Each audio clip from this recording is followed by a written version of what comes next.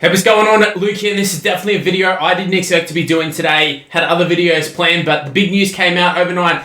Well, not even overnight, but it happened yesterday that Daly is set to leave the Manly Warringah Sea Eagles. Now, this isn't speculation, this isn't rumours, this is straight from the horse's mouth, this is straight from Daly live on Channel 9. Now, there was the reports and the announcement that Cherry Evans is going to be leaving at the end of the year, and on Fox Sports they were talking about it. And within the time frame of the show, Fox Sports had got word that Manly had literally phoned in and said they'll be offering a contract to Cherry Evans because I believe he wasn't getting the 2-year contract that he'd been asking, and that was the reason why he was going to be leaving. Now, with the uproar, I guess they've panicked and they've ended up offering it. Cherry Evans has then gone on to Channel 9. I think it was 100% football, but it's a show that comes on after Married at First Sight, and Cherry Evans was a panel member, he was a guest member, and they literally asked him, and he just flat out said this. As my career comes to an end, I wanted to take my time, whether that's retiring or playing on, and by cutting ties with Manly this year, then I felt like that was the best chance for me to have freedom throughout the year to take my time. So he said respectfully no, which I can't blame him. Imagine you're Cherry Evans,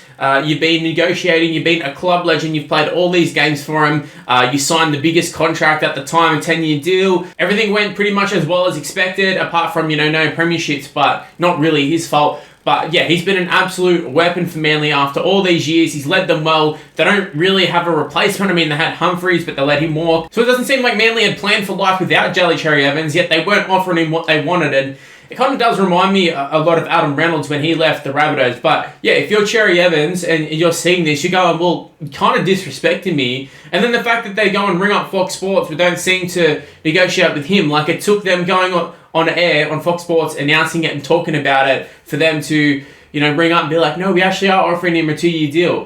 It's so insulting. If you're Cherry Evans, there's no way you accept that. And especially if he was already planned to go on Channel 9, I think that's just absolutely wild that would happen. And I genuinely don't understand the thought process from Manly. Like I said, there's no clear set junior coming through. Say for the Bulldogs, for example, if Toby Sexton leaves, Mitchell Woods is in the waiting, Joseph O'Neill's there. There's a few options. For Manly, they went and signed Luke Brooks.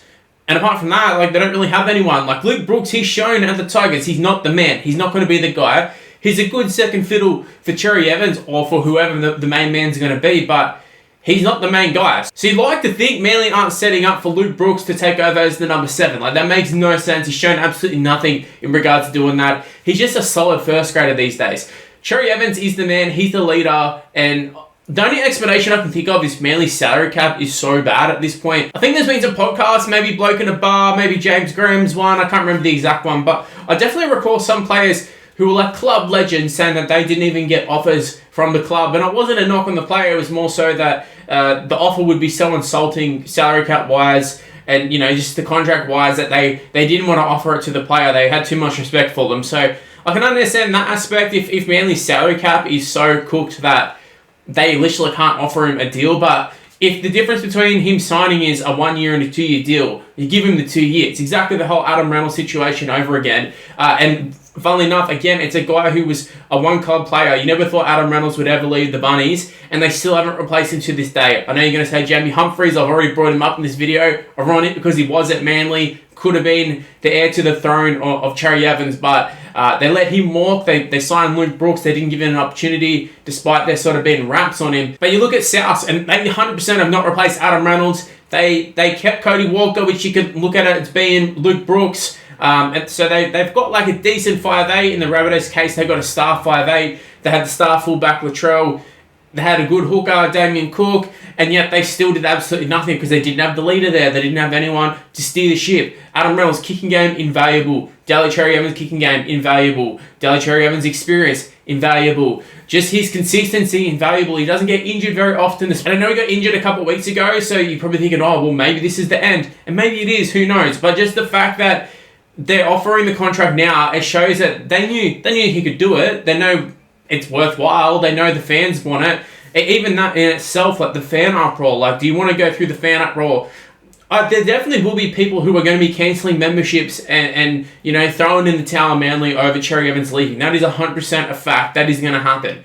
It just is. It is. It's everyone Cherry Evans he's a club legend at this point. He's not even a good player for Manly or a great player. He's literally a club legend. He's been there for so long. His whole career Well, he debuted in 2011. It's now 2025. Like, the guy's an absolute weapon. He doesn't seem to be slowing down at all. He's still playing as good as ever. He's leading Queensland around. He could easily lead Australia around. The guy's a top-tier halfback. Let's not get this twisted and try and, change the narrative that Cherry Evans is washed or, can't handle the NRL anymore or anything like that. And then you look at it, a club like the Knights, right? They've just signed Dylan Brown. I hate to bring up Dylan Brown in this, but they've just signed Dylan Brown to go and steer the ship at the Knights on this big-ass contract. 10 years. Literally like the Cherry Evans style deal, but in 2025. Except he's done absolutely nothing. You have Cherry Evans, who actually has done the 10-year deal, has been absolutely fantastic. He's played for Australia, Queensland, won premierships, gets him into great positions in the finals year after year, sometimes with a below-average squad. Some of the squads Manly have had, and yet they've been able to, still find a way to make the finals. I think it's down to Cherry Evans and his ability to lead them around. But if you're the Knights, you'd be absolutely kicking yourself, because all the talk is that, there was no one on the market. And I remember doing a video talking about Dylan Brown, and I said, you just got to wait and see, things happen. Who would have thought Daly Cherry Evans would be on the market? But he is. He is on the market. Newcastle Knights needed a halfback. Cherry Evans is there. I mean, they could sign Cherry Evans. Who knows? But you have Dylan Brown signing that sort of contract. And then you have Cherry Evans, who's probably asking for about half of it. I mean, it was a 2-year, $1.5 million, so that's $750. So essentially, you could get Cherry Evans for half of that. I mean, you would think a little bit extra if he goes to another club, but in terms of the actual amount that they're going to be paying for the quality of player that you're going to be getting and just the experience. Like, if you sign Cherry Evans, you're not getting a long-term player, but you can get someone in there. He can teach him. He can guide them around. If you got a 5'8", you could help him out a lot. This is why it's like, if you're the Knights and you have, say, like a Fletcher Sharp, you have the perfect guy to teach him how to do it and, teach him how to be the 5'8" that, an NRL club needs. And they've just went and spent all that money in Dylan Brown. But I'm getting off topic here. The topic is Daly Cherry Evans. My point was just that these clubs that, they're talking about throwing out big money and there's no quality halves on the market. Daly Cherry Evans there. Jerome Hughes is coming up, I think at the end of the season as well. There are quality halves. You just got to be patient with it. And you got to keep an eye out, keep a lookout, because you never know what's going to happen. But yeah, I definitely didn't think we'd see Cherry Evans leave, and I mean, granted, he might not actually leave, or he might just retire, who knows. It would be a very Cherry Evans thing to do, to backflip. I mean, the whole thing of him signing with Manly for the 10 years was after he'd already signed with the Titans, so it's not like he's against signing a contract or announcing something publicly and then backtracking on it, but yeah, something seems very different here, very off. And if Cherry Evans goes, I don't know how close he is with the rest of the players, because the reports are that he's not close with the coach. But that makes sense because they've gone through a fair few coaches. I wouldn't expect him to be close with everyone, but he is the club captain. He is a club legend. Got other players around like the Trbojevic brothers. Are they tight-knit? Are they close? Who knows? I guess we'll wait and see if there's a little bit of a revolt there. But yeah, huge news out of Manly. Leave in the comment section below, what are your thoughts of Cherry Evans leaving? I think it's absolutely huge.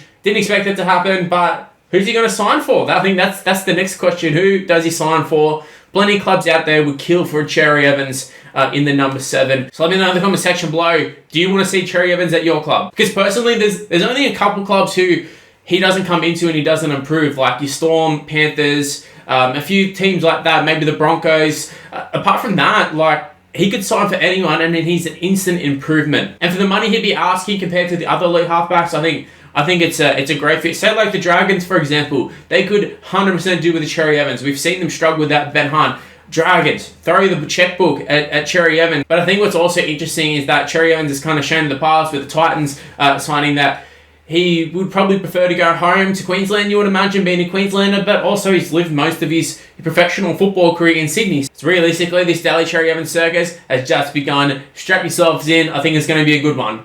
Well, that's the end of this video. If you happen to enjoy it, make sure you leave a like, subscribe. You know the drill at this point. Everybody YouTuber says it. Just go ahead and do it. It'd really help me out. Also, why not go ahead and check out some of these other videos that are on the screen right now.